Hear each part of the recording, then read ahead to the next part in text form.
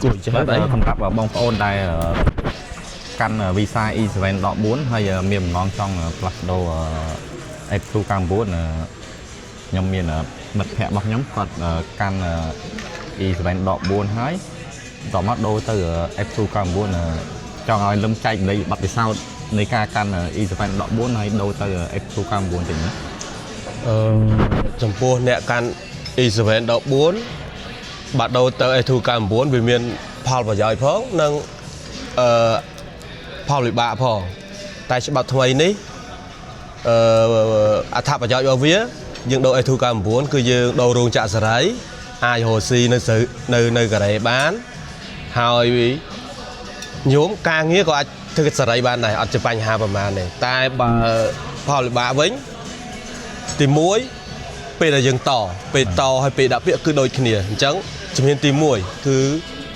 lôi 100 năm dường ở bàn sai dập liền lại សម្រាប់ឆ្នាំថ្មីហ្នឹង rồi lên ta trẻ bà dương đâuឆ្នាំក្រោយអញ្ចឹងឆ្នាំបន្ទាប់ ហ្នឹងផ្លាស់ប្ដូរតាម តាមបោះសួនតាមច្បាប់ទៀតច្បាប់ចង្កាវាឡើងម្ដងបន្តិចទៅតាមឆ្នាំរបស់វាតែហើយមួយវិញទៀតទ្រព្យសម្បត្តិបើមានឆុនសេ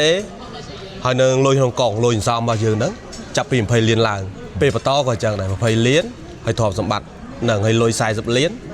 ហើយនឹងទ្រព្យសម្បត្តិ20លានហើយក្នុងការបន្តឥឡូវបាន2ឆ្នាំអញ្ចឹងយើងបន្តរហូតអញ្ចឹងទៅអាហ្នឹងវាចំណុចតែប៉ុណ្ណឹងឥឡូវយើងគិតមើលបើសិនបើយើងកាន់ E7 បើប្រាក់ខែយើងអត់ទៀងទេយើងចង់ដូរទៅ A2 បញ្ហាដែរត្រង់ហ្នឹងអាហ្នឹងតើរោងចក្រយើងប្រាក់ខែខ្ពស់ដែរប្រាក់ខែខ្ពស់ដែរដូរបាន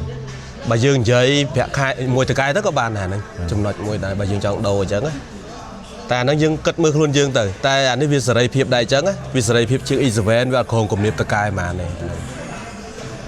នឹងបើប្រសើរតែប៉ុណ្្នឹងតែគ្រាន់តែក្នុងការដូរនេះបើតកែដូរឲ្យយើងអត់សើអស់លុយទេហ្នឹងលើពេលថាឯកសារអីហ្នឹងមកសួរខ្ញុំក៏បានសួរអន្សាលក៏បានដែរព្រោះខ្ញុំមានឯកសារខ្ញុំថតទុកដែរទេតែគ្រាន់តែបើប៉ុន្តែការលឹមដូរហ្នឹងតកែអ្នកដូរឲ្យឬក៏ជួលគេខ្ញុំពឹងតកែគាត់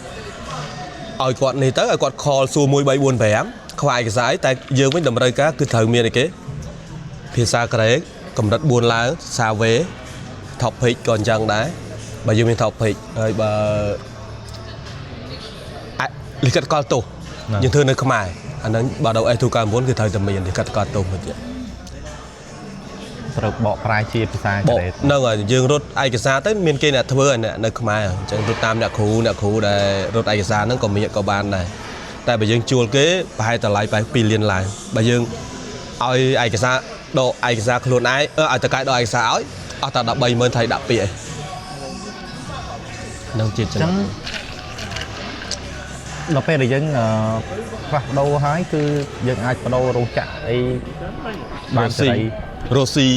បើកមុខរបររ៉ូស៊ីបានហើយបើធានាប្រពន្ធវាមិនខុសពី E7 ហ្មងទេប្រពន្ធអាចធ្វើការខាងកសិកម្មបានតែប្រពន្ធតកាន់5ឆ្នាំ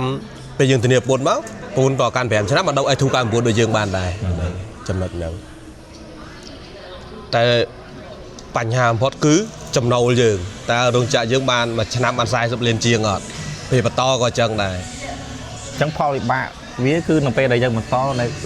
ចំពោះប្រាក់ចំណូលរបស់យើងគឺចំណូលគឺពិបាកបើទ្រព្យសម្បត្តិយើងត្រៀម6ខែមុនទៅរួចហើយយើងត្រៀមដល់6ខែទៅអូខេមិនភាពខុសគ្នាតាំងពីដែលកាលកាន់ E7 ហើយនឹង S2 99ហ្នឹងមិនដែរមួយណាស្រួលជាងឬក៏មិនដែរអញ្ចឹងបើយើងកាន់ E7 ក្នុងការដូររោងចក្រយើងបាក់យើងសុំទៅអាជ្ញាពីតកែឬក៏យើងចាប់កិច្ចសន្យាមួយតកែយើងដូរទៅ Digital ដូរអីចឹងតែ S2 99យើងចង់ចេញស្រួលគ្រាន់តែប្រាប់តកែទៅខ្ញុំចង់ជោគហើយខ្ញុំទៅដូរទៅធ្វើចឹងទៅឬក៏យើងចង់មានមុខរបរយើងបើកទៅអាហ្នឹងវាជាចំណុចល្អរបស់ S2 99ប៉ុន្តែកាន់បានប៉ុន្មានឆ្នាំហីខ្ញុំមួយឆ្នាំទៅ S2 9ក្លប់បន្តបានម្ដងដូចទេបានម្ដងទៅបន្តថ្ងៃមុននេះបានគេឲ្យ3ឆ្នាំអញ្ចឹងហេងវិញដែរអត់អីបាន3ឆ្នាំតែអត់ដែរដូររោងចក្រចាំមើលរបបពិសោធន៍ដូររោងចក្រម្ដងអញ្ចឹងចាំពេលដែលគាត់ផ្លាស់ប្ដូររោងចក្រហើយគាត់ចែកម្លែកបទពិសោធន៍នៃការផ្លាស់ប្ដូររោងចក្រកាន់ S2 ឲ្យគេរកការងារអីហ៎អញ្ចឹង ប៉ុណ្ណឹងហ្នឹង ប៉ុណ្ណឹងបាទព្រោះនិយាយដូចតែច្រើនហ្នឹង នឹងជួបគ្នានៅវីដេអូក្រោយទៀត វីដេអូក្រោយទៀត ចែកម្លេចមានតែប៉ុណ្ណឹង